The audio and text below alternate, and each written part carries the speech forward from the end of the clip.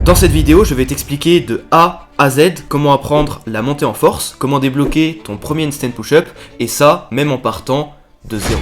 On va voir ensemble les différentes étapes, les différentes progressions et les différents exercices que tu pourras suivre pour débloquer ces mouvements. Il y a 4 ans, j'étais comme toi, je n'avais aucune force dans les épaules et j'étais incapable de faire plus qu'un simple handstand. Aujourd'hui, j'ai une trentaine de handstand push-up. Ouais, c'est beaucoup. Et je fais même des combos qu'on peut qualifier de très longs sur une seule main. Donc niveau force des épaules, je suis pas si mal. Cette progression, ce n'est pas du hasard. J'ai appliqué des exercices et j'ai suivi des séances précises pour en arriver là. Et mon objectif avec cette vidéo, c'est de te transmettre au mieux les connaissances que j'ai apprises, les meilleurs exercices qui existent et surtout les erreurs à éviter qui vont énormément ralentir ta progression. Cette vidéo va être riche en valeur et m'a demandé beaucoup de travail. Donc si tu pouvais prendre le temps de mettre un petit like et de t'abonner, ça m'aiderait énormément. Allez, c'est parti. Avant de commencer à apprendre ces mouvements, il faut un minimum de base. Il faut évidemment le handstand, je vous mets une vidéo juste ici qui vous explique en détail comment l'apprendre.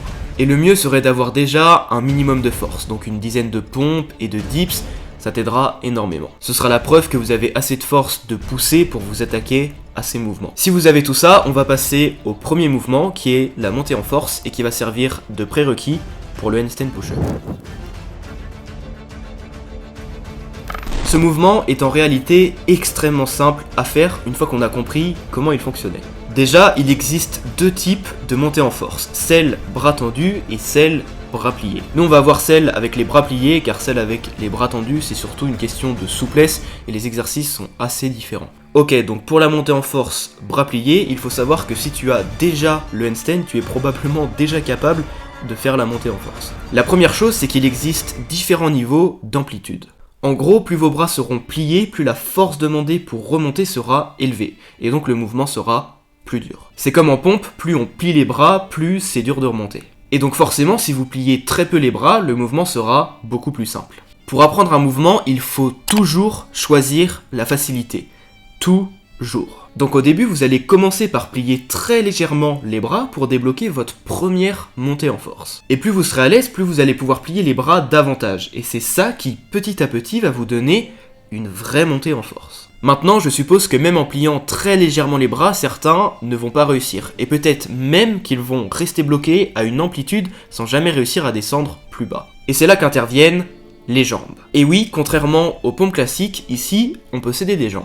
On va simplement, lors de la montée en force, donner un gros coup de pied vers le haut. Avec cette impulsion des jambes, on aura moins besoin de forcer, et donc ça va nous faciliter le mouvement. C'est pour ça que là maintenant, si vous pliez légèrement les bras et que en plus vous donnez un gros coup vers le haut avec vos jambes, je suis persuadé qu'en quelques essais, vous allez réussir votre première montée en force. Et quand ça devient trop facile, vous allez pouvoir plier beaucoup plus les bras et toujours vous aider des jambes. Grâce à ça, vous allez travailler la montée en force dans la bonne amplitude, tout en vous aidant des jambes. Et petit à petit, votre objectif sera de moins vous aider des jambes pour au final ne plus du tout donner d'impulsion. Et bravo, vous venez de débloquer votre première montée en force. Concrètement, la logique de cette méthode, c'est tout simplement de faire le mouvement qu'on souhaite atteindre en le rendant plus simple, puis en rajoutant de la difficulté petit à petit. C'est clairement le meilleur moyen de débloquer ce mouvement car il n'y a pas plus spécifique. Donc on va récapituler ce que j'ai dit en différentes étapes. Étape numéro 1, monter en force en pliant peu les bras avec une forte impulsion des jambes.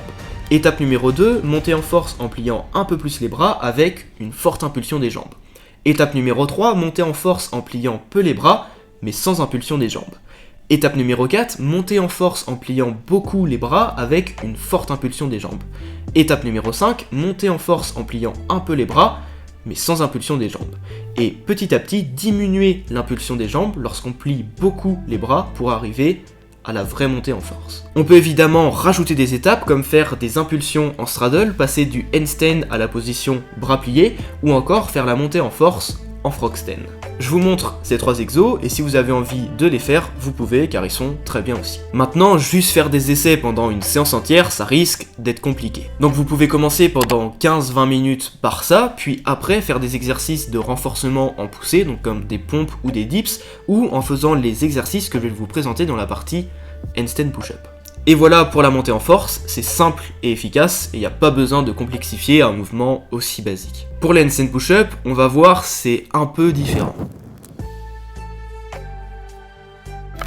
Dans la description, vous retrouverez ma formation offerte pour passer du handstand au one arm handstand, donc n'hésitez pas si ça vous intéresse. Avant de vous montrer les exercices et la séance qu'il faudrait faire, je vais vous expliquer la biomécanique du mouvement. Et surtout, je vais dire l'inverse de toutes les vidéos qu'on peut retrouver sur YouTube.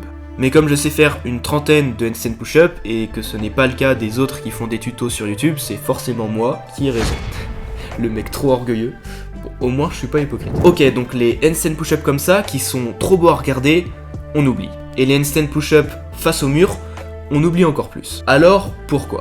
Tout simplement car comme pour la montée en force, on va chercher à se renforcer en rendant le mouvement plus simple avant de se diriger directement vers la perfection. C'est comme si je te demandais de faire un dessin parfait alors que tu n'as jamais appris à dessiner. Ça n'a aucun sens. Les handstand push-up, on va donc les apprendre de cette manière. Ok, donc comme j'ai dit, il existe deux types de handstand push-up. Le clean, donc je vais vous montrer, c'est celui où on va mettre nos mains à largeur d'épaule. Et une fois qu'on est ici, on va les chercher devant nous, en laissant nos pieds tomber en avant, et on va remonter comme ça. Donc ça, c'est le handstand push-up clean, qui a une amplitude très élevée du mouvement, et quand on est là, c'est assez compliqué lorsqu'on apprend le mouvement de remonter. Donc forcément, ça va nous prendre plus de temps pour le développer, même si la force demandée va être le maximum qu'on peut avoir en handstand push-up, sauf si on descend encore plus bas, en tout cas au sol, on peut pas descendre plus bas. Et donc nous, ce qu'on va rechercher à faire en fait, c'est faciliter le mouvement. Donc au lieu d'avoir nos mains à largeur d'épaule, on va avoir nos mains un peu plus écartées. On n'est pas obligé de les écarter autant, moi je le fais à peu près ici, comme ça je suis plus à largeur d'épaule. Au lieu d'aller rechercher la tête devant, on va rechercher la tête au milieu. Comme ça l'amplitude du mouvement va être beaucoup plus simple. Et au lieu de laisser les jambes tomber vers l'avant, on va laisser les jambes en banana. Donc niveau équilibre, ce sera aussi plus simple. Donc je vous montre ce que ça donne. Là on va chercher au milieu. Et on remonte. Et là vous voyez que l'amplitude du mouvement est très simple, mes jambes étaient en banana, donc plus simple pour moi de maintenir l'équilibre, et le mouvement est du coup beaucoup plus facile. Ça va être plus simple de le débloquer, ça va être plus simple de faire beaucoup de reps, donc on va développer notre force beaucoup plus facilement. Et donc évidemment, quand vous allez le travailler dos au mur, ce sera exactement la même chose. Alors pourquoi je vous conseille ça ? Car vous allez développer votre force beaucoup plus facilement et cette force se transitionnera sans aucun problème sur des handstand push-up clean. Dans mon cas, je ne fais jamais de handstand push-up clean. J'en fais toujours en bas de forme car je peux vraiment spam ça et c'est bien plus drôle. Mes résultats, je peux te faire plein de reps très clean car la force se transfère très bien. Alors quand on débute, conseiller de les apprendre perfect form, je trouve ça vraiment ridicule. Bref, maintenant que vous connaissez la technique qu'il faut avoir, je vais vous montrer les différents exercices à réaliser. Même si entre nous, si vous arrivez à faire une montée en force clean, vous allez réussir à faire des handstand push-up comme ça très rapidement. C'est juste une question de technique. Le premier exercice que je vous conseille de faire, c'est de contrôler la descente du handstand push-up dos au mur. C'est un super exo pour comprendre comment forcer et pareil, c'est super spécifique. Ensuite, un deuxième exo qui peut être bien mais que je n'ai jamais utilisé, c'est les pike push-up. Là, vous devez tout de même les faire clean et rentrer vos coudes à l'intérieur lors de la push-up. Ça développera votre force plus efficacement. Et ensuite, vous avez juste à monter petit à petit vos jambes jusqu'à vous retrouver dos au mur. Et je ne donnerai pas d'autres exercices car ça sert à rien de faire des choses inutiles. Je le répète, plus c'est spécifique et très simple, mieux ça marche. Donc dans vos séances, vous pouvez commencer par des montées en force avec l'amplitude que vous pouvez, ensuite vous faites les négatives en handstand push-up dos au mur, et vous finissez par des pike push-up avec l'hauteur de jambe que vous pouvez. Et finalement, pour les plus motivés, vous faites des grosses séries de dips lestés. Je vais pas donner des séries, un nombre de répétitions, un temps de récup, car je pense que vous êtes assez grand pour définir par vous-même ce qui vous convient le mieux. En réalité, les dips en fin de séance, je le conseille pas forcément, car vos séances forcément vont être plus longues, vous allez créer plus de fatigue, et ce sera pas énormément spécifique. Donc c'est pas forcément le plus optimal. Alors que si vous faites mes 3 exercices, la séance va durer moins d'1 heure, et vous pourrez la répéter plus souvent. Mais c'est mon avis, vous en faites ce que vous voulez. Pour ceux qui veulent aller encore plus loin dans les mouvements d'équilibre, je vous rappelle qu'il y a ma formation offerte pour passer du handstand au one arm handstand dans la description. Je vous remercie d'avoir regardé cette vidéo en entier, n'hésitez pas à m'envoyer votre progression sur Instagram, ça me ferait trop plaisir. Et sur ce, bye bye.